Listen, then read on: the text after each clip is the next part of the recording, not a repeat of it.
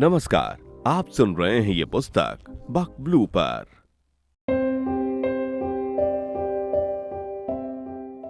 आप सुन रहे हैं दिया, एक ऐसी कहानी जो सिर्फ शब्द नहीं, एक एहसास है। लेखिका योगिता वाडे की कलम से निकली ये भावनाओं से भरी दास्तान सुनिए मेरी यानी नेहा की आवाज में। तो जुड़िए इस सफर से, सुनिए दिया सिर्फ बुक ऑडियो पर, जहां हर कहानी दिल से दिल तक पहुंचती है। एपिसोड 10, 3 साल बाद। तकरीबन 3 साल बीत गए। दिया ने अपनी पहचान बना ली। उसने एक वकील के रूप में अपना परचम फैलाना शुरू कर दिया था। एक दिन अचानक रोहित सुबह सुबह दिया के घर पहुंचा। दिखने में वो काफी कमजोर लग रहा था। लगता था कि दाढ़ी महीनों से नहीं काटी थी, सेहत भी कुछ ठीक नहीं लग रही थी। रोहित दिया और उसके पापा के पैरों में गिरकर माफी मांगने लगा। दिया की आंखों में उसके लिए अब कोई दया की भावना नहीं बची थी। वो उसकी यातनाएं सहकर चट्टान बन चुकी थी। अब उसका लौटना कभी संभव नहीं था।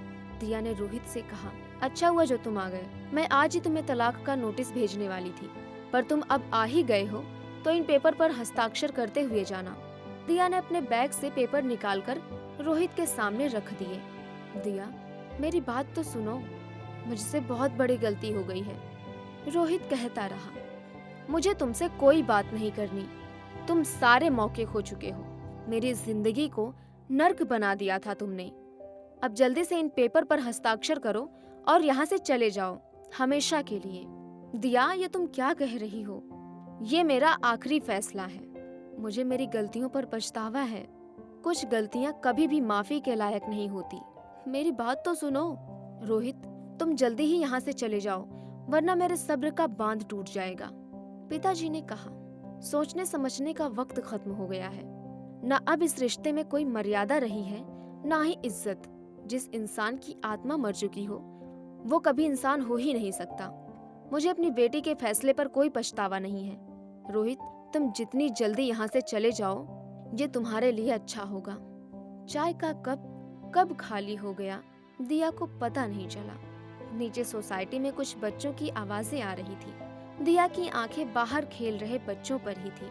वो शिखा को खोज रही थी, पर शिखा काफी दिनों से कहीं नजर नहीं आ रही थी। दिया ने सोचा, कल कोर्ट जाते समय वो शिखा के घर से होते हुए जाएगी। दिया को उसकी चिंता होने लगी।